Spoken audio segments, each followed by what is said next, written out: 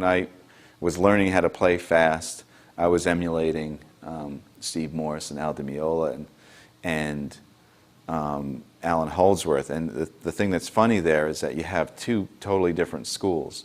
And so I always thought it was like one or the other. So I would practice picking every note like Steve or like Al. And then I would say, okay, I'm going to switch gears and go into legato mode like Alan and be able to just play with my left hand, basically my right hand doing nothing. Now, of course, Van Halen did the combination of the two. And Sean Lane was like the king of doing that. And when I was younger, I kind of always thought, well, oh, that's like cheating. I would see guys playing that way, and it sounded really smooth and fast. But it's not cheating. It's just another type of technique. And in fact, the cool thing about it is that you can actually end up playing a lot faster. And we're talking about playing fast here. So it's something that could possibly take your speed to the next level, the hyperspeed level. So I can give you an example of what I'm talking about with combining the techniques. We'll start really small and then build it from there. So a good way to demonstrate that is with this lick, this Yngwie pattern lick. So, if you were picking all the notes, it would sound like that. If you were not picking any of the notes, playing legato,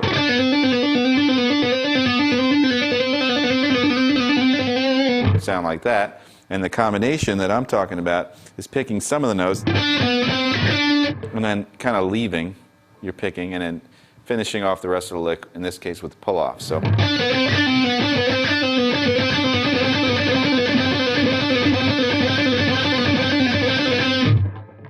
and it always sounds really cool to me if the note or if the picking stroke that you're leaving on isn't up, because for some reason you can get a lot of slap. Like as you pick the note up, you can kind of really slap the string. It's a little bit more difficult to tell in the lower register. You'll hear it more in the higher register when I play it. All right, so here's picking every note.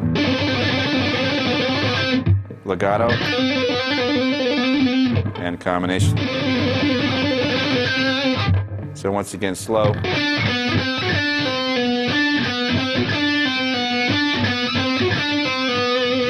And you kind of get this, this whipping sound with the pick, because if you have enough gain and you use on your neck position, which is how I like to do it, you're going to hear this kind of fluttering sound. Instead of hearing a consistent picking, you're going to hear it just kind of go in little spurts.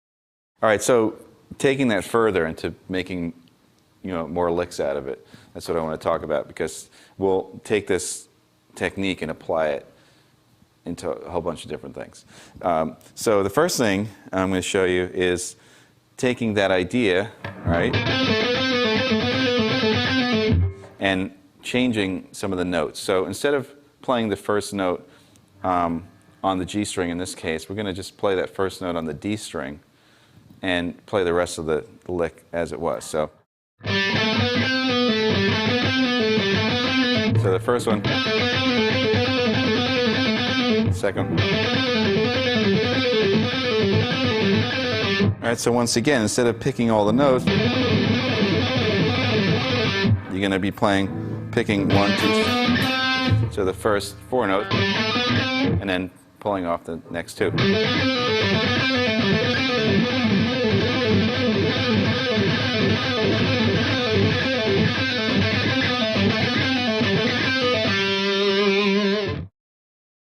In the case of this lick uses the first, third, and fourth fingers, and a big part of being able to play this is you need to have dexterity between these two, which is difficult to do. I mean, you could practice doing a few different things. You could do hammer-on exercises. That's always, I wouldn't call it fun. It's a little grueling. It's kind of like doing ab exercises. But if you just trill between those two fingers, that's a good thing to do. And even just, practicing these type of licks where you do use that combination, as opposed to doing it, doing it where you're favoring something that's easier. Like it might be easier for you to do, but you want to be able to do both. So, try to concentrate on your weak points. So if you're going to work on this lick, it might be easier to do this, but practice it this way.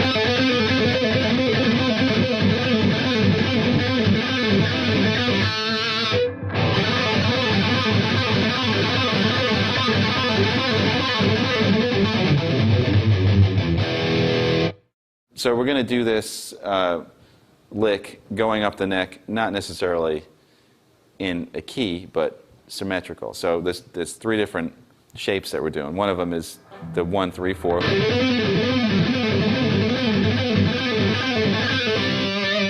And then the 1, 2, 4.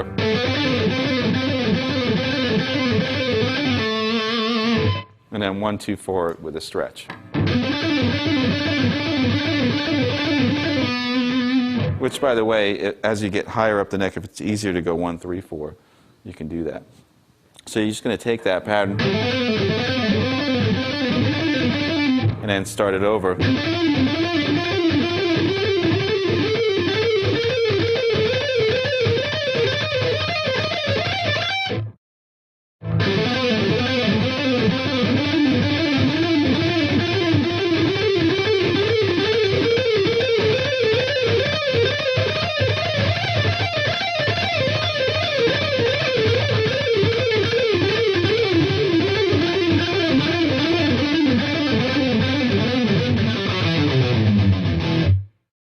I think the thing that's cool about that is I can take it to the next level. You know, if I was just playing something and I wanted to get it faster than that, I mean, you probably could if you pick way back here and, you know, get into it. But an easier way to do it, like I said, is to do this hybrid thing. You can really, you know, take it up a notch without putting all that strain in your hand. All right, so taking it up to the next level, incorporating more notes on the second string. This would be in A, kind of like...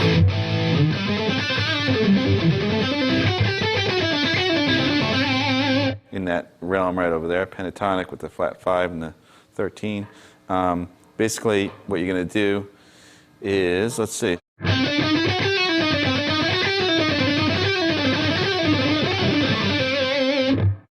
All right, slow. That's where you're leaving the picking.